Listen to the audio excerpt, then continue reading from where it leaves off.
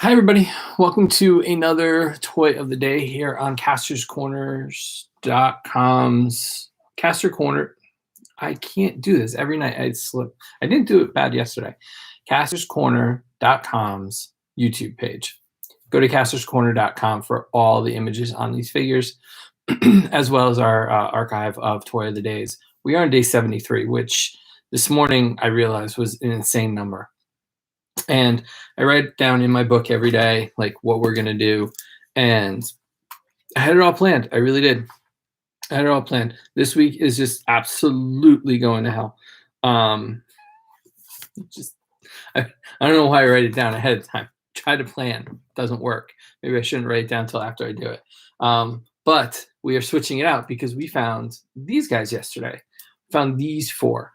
I'm really looking forward to Wave 2 just because I really want an Iceman. But like this guy, I was so happy to get this Incredible Hulk. As a kid, I remember we used to have bath soap, kid soap, and it was in this shape. It was an Incredible Hulk. And I remember always being mad because they never did a really good Incredible Hulk as a kid. And I grew up watching Saturday morning cartoons, Spider-Man is Amazing Friends, which is why I need an Iceman. And I'm looking at you, Steve. I need a Firestar in year one. You did Spider-Man, you did Iceman. How can we not have a Firestar to go with those two? Anyway, but we never got an Incredible Hulk that went with the cartoon. And I remember after watching Spider-Man's Amazing Friends, I remember loving watching The Incredible Hulk. And Stan Lee narrated. It was great. And we never got one. The Secret Wars line, which is kind of funny. I kind of went on a little bit of a tear while we've been kind of like quarantined and stuff. And I tracked down all the old school Secret Wars figures, or a lot of them. And we never got a Hulk. So favorite of Wave 1 minus the ones we've already gotten. Yes, 100% favorite of Wave 1. We also got Miss Marvel, Human Torch, Johnny Storm, and Magneto. Now I know that Toy Arc or Toy Shiz, Toy Arc, and Pixel Dan got to reveal these three. Great. And somebody, I don't remember, some other guy, I never seen his show before, but I think somebody else got to reveal him. But I didn't get a good look at him. Like these guys, they did a really good job. This one in person, so much better than anything I've seen online, even the reveal. 100%. So really happy to kind of get a good look at him and really feel how good he looks in person. Yeah, so Magneto, the initial shots that kind of leaked online didn't have him with the cape, but he does have his cape. It does slot in very nicely into a peg in his back. I don't think the other guys don't have pegs in their back. So he's got a little peg there, which is great for capes, especially in any way, shape, or form, because it's nice that it's removable. They do, but not for what they are. I'll argue that. Our friend here, I'll agree with that. And we'll get to the articulation in a second. I like the fact that the cape slots in, number one, keeps it from falling all over the place. It's smooth, so it kind of really stays flush against him. It's not some like the other billowing capes that kind of move, and as you move a figure, it falls off. So that's really good. He can sit, so he can have the 90-degree kind of sit. So vehicles, let's see some. Arms, so he's not the typical 5 POA. They do rotate at the wrists, although our friend Hulk does not. So it's really nice to see this one. There is a little bit of paint bleed near the face. I personally think I have them in here. Yeah. I think these two match up really, really well. See if we can get some focus there.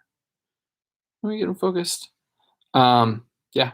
So I think these two match up so well because this Magneto never came with a cape, and this guy's got eyes. This guy never had eyes. There's just one solid flesh tone under the helmet. So it's nice to kind of see they've done better with it. Human Torch and Miss Marvel never had the figure, so there's nothing to compare it to. The translucent pieces on Human Torch work really well without sacrificing the aesthetics. Usually, when you get a translucent figure, the connection parts kind of take away.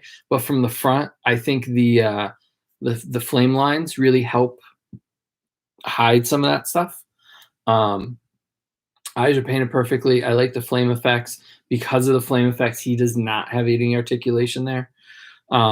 So there's him. Miss Marvel comes with the sash. It does move a little bit.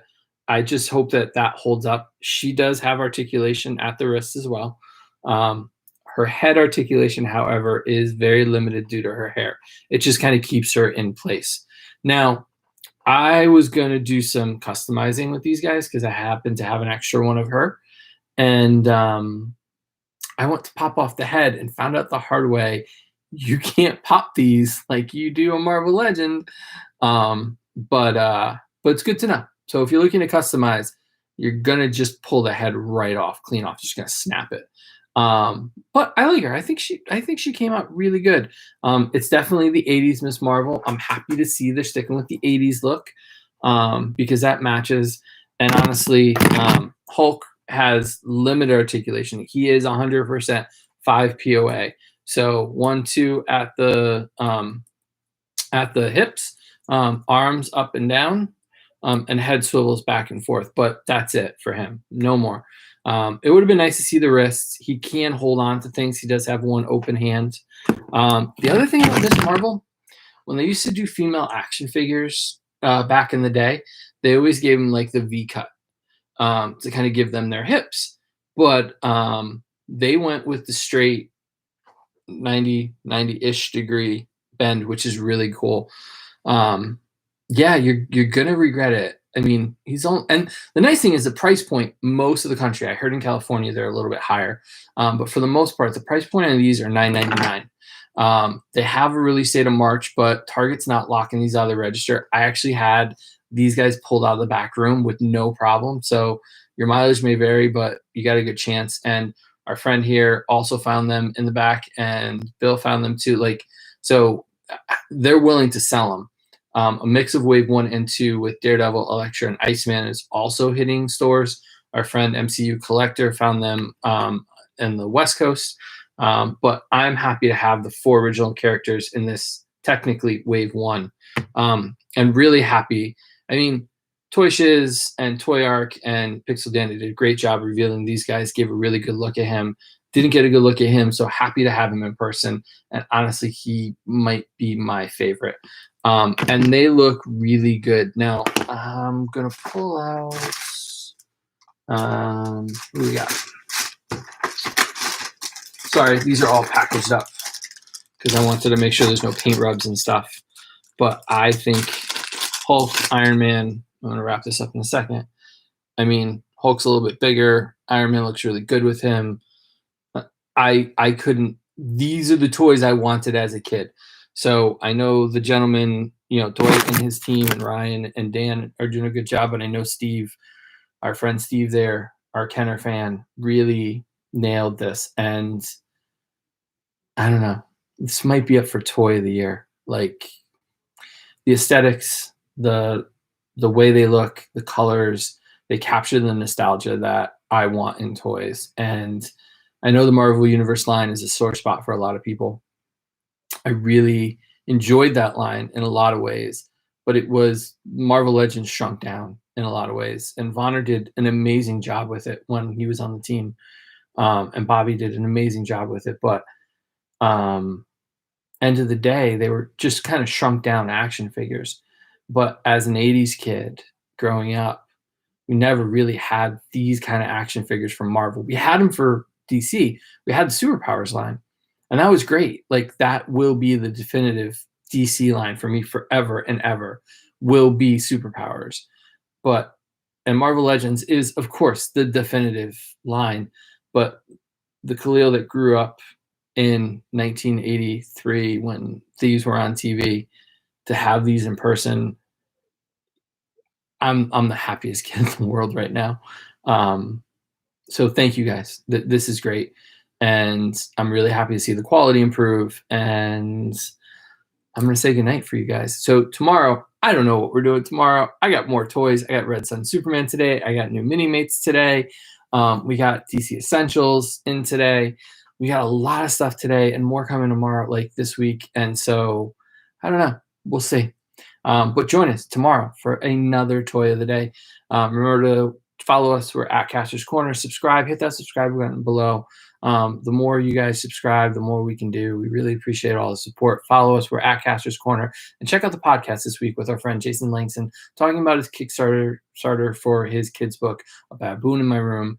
Really appreciate the support. We're almost there, and we want to make sure that he gets over that finish line. So make sure to go check that out. Check out the podcast, Cornercast Podcast on iTunes, Apple Podcasts, castorscorner.com. Full pictures will be going up shortly. And thanks for watching, guys, and we will see you tomorrow.